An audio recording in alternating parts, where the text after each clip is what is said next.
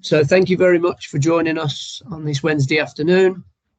For those of you that have seen these before, thank you for rejoining. I hope you've taken something from previous talks. And our talk today is looking at reflection tools and how we can constantly reflect on our practice and look for that constant improvement. So Carla, if you could put up the slides, please.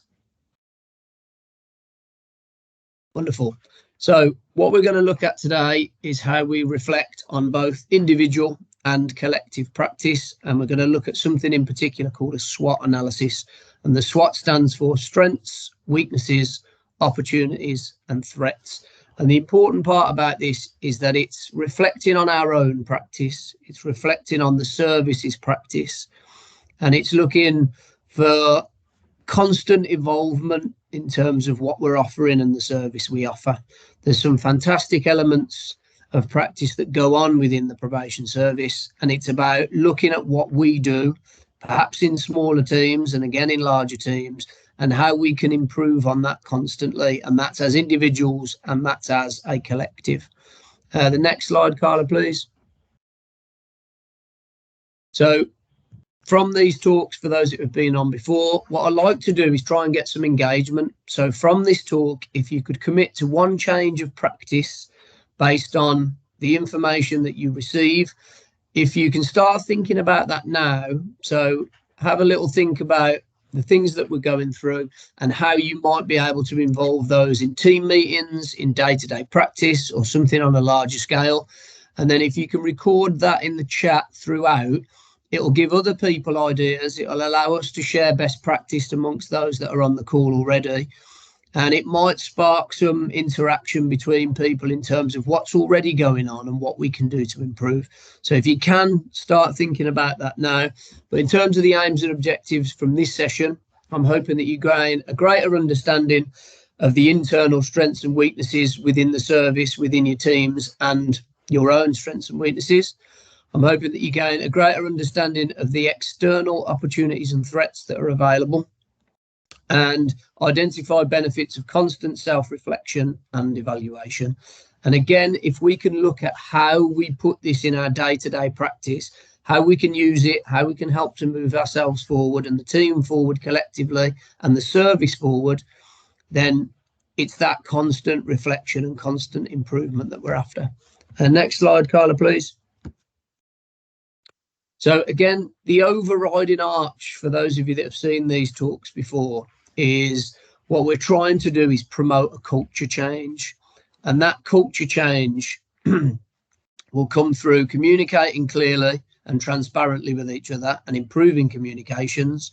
It will come through collaboration. As I said earlier, if we can post on the chat the sorts of things that we're going to try and do, how we're going to analyse our performance, how we're going to take that forward, then we're already starting to collaborate. We're already starting to share best practice. And we can learn a hell of a lot from each other. There are some fantastic people in this service who do a fantastic job. And when somebody is doing a fantastic job, if we can collaborate, if we can share that best practice, if we can pass that on to others, then it will only improve us as individuals and us collectively.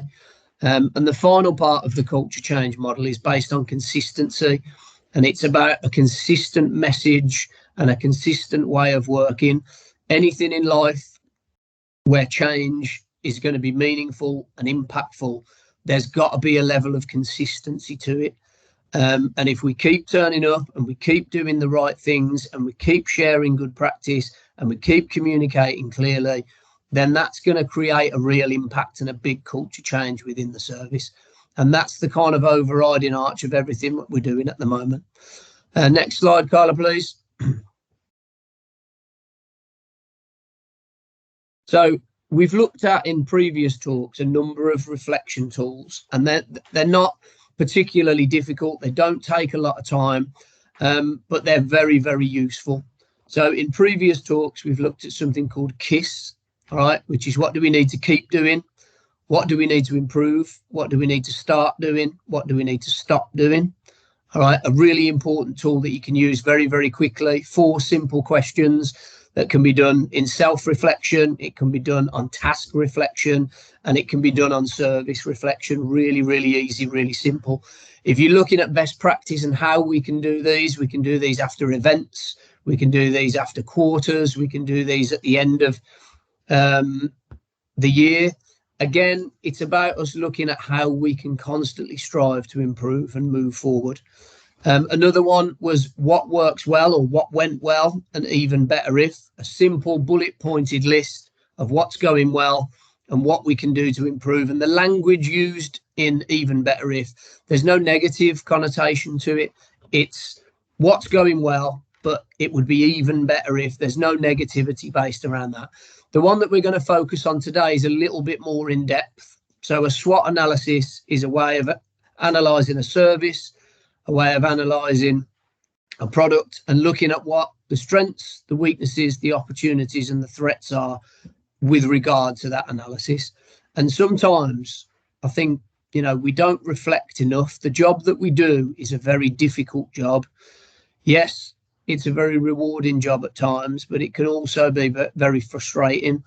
So the things that we are doing well, I think we need to shout a little bit louder about, because sometimes I don't think we give ourselves enough credit. I don't think we celebrate successes enough.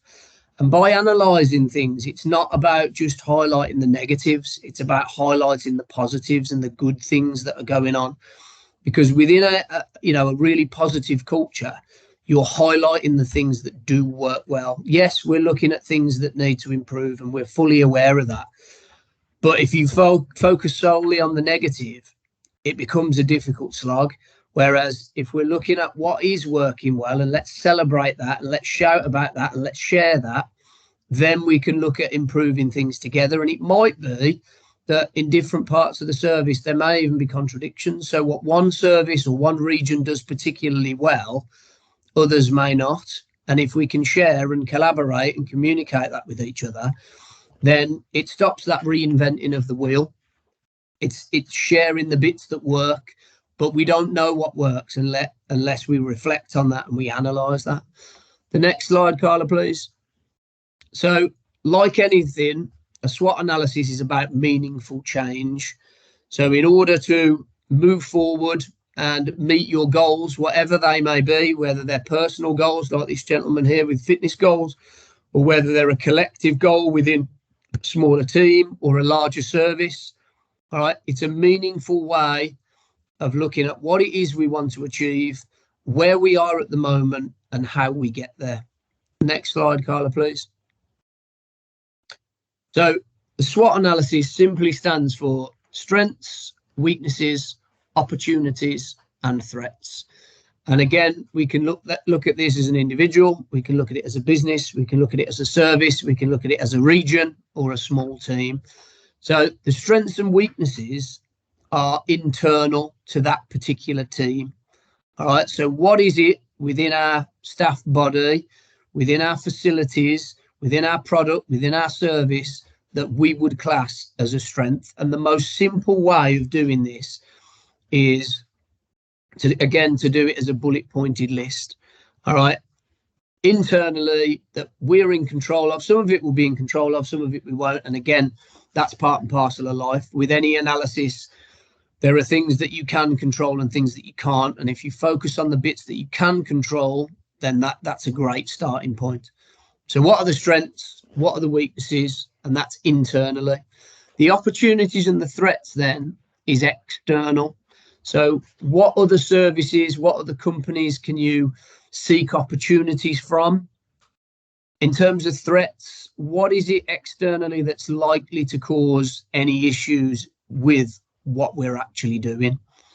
And when you get together to do this, and I would suggest doing this in teams of people, and I would suggest doing this at different levels, because everybody's opinion is valid. People may see something differently from a different perspective, from a different angle, from a different job role. And if you create 4 lists with your strengths, your weaknesses, your opportunities, and your threats, you can put your lists together and you can start putting your findings into action. All right. So for example, if as part of your weaknesses, you'd got some members of staff that weren't trained specifically in a certain area. You could address that immediately. And what you will find is that with your weaknesses and your threats, you will be able to find solutions. You will be able to turn those into strengths and opportunities. And opportunities, ultimately, you can also turn into strengths. So the whole focus of this is to be completely honest, to look at it from different levels. You can do this as part of staff development days. You can do it as part of team meetings. You can do it as part of a wider service. You can do it as part of a region.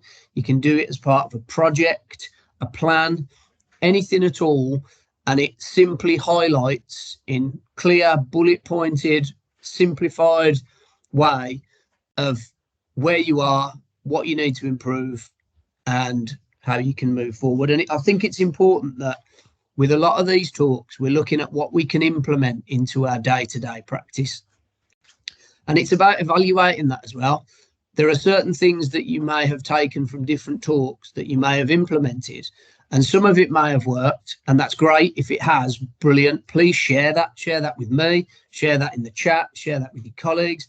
Some of it might not have worked, and again, that's absolutely fine. Everything that we try within an open culture is not always going to work. It may need adapting slightly, or in terms of complete reflection, it might need stopping completely because it's not working. And again, being able to evolve, being able to look at things and analyse things and not point fingers is a way to move the service forward and any projects within the service. The next slide, Carla, please. So if you simply had an A4 sheet of paper, if you split it into 4 sections, that is the ideal way that you can then bullet point what your strengths are, what your weaknesses are, what your opportunities are, and what your threats are. And again, if you do this collectively as part of meetings, you'll get a really sort of detailed list of how people see things, what people see the weaknesses are. The other thing that I would recommend is perhaps before doing this, can you have a forum with people that use your service? Can you have a forum that people are, bought into the service, that are third sector organisations? What do they see? Because the more variety in your analysis, the more effective and impactful it's going to be. So, or you could have several SWOTs for different parts of the business or the service that then feed into each other. There's lots of ways that you can do it. And I suppose the trick for you guys is looking at how this would fit in for you. Where can you use a KISS analysis? Where can you use a what went well and even better if? And now, in terms of further detail, where can you use a SWOT analysis? What would you use it on? What would be the benefits of that? And how can you then turn a tool of analysis into moving forward, into opportunities, into action?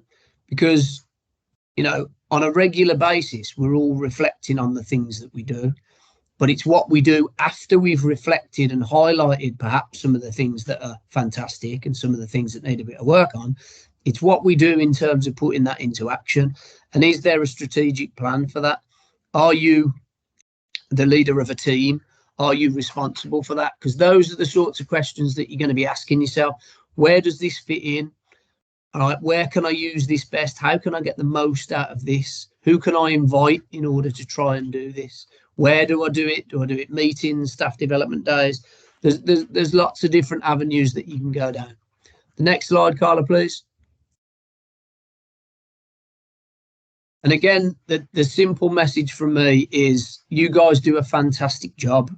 And please keep doing that job, believing in your own ability to do the job, being kind to people, showing empathy to people, being positive. And I get sometimes it's difficult to have that level of positivity because there are lots of chaotic things going on around. But keep trusting your judgment. Keep working collaboratively, keep encouraging, inspiring and motivating others, but ultimately keep reflecting and evaluating on what it is that we're doing.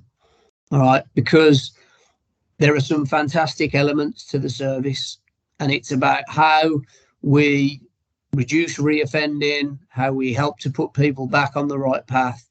And there are different ways of doing that. And it's important to remember that while you're doing this, you know, it's a rewarding role, but you've also got to look after yourself. And yes, we need to reflect and evolve, but we need to do that, and we need to action that, and we need to do that in the right channels and the right way. So my message from me to you is keep doing what you're doing, be positive in what you're doing, celebrate success as best you can, be positive within your organisations and your teams, and let's work collectively and collaboratively on how we can change and how we can improve. There's another 12 months left of the EPOP project.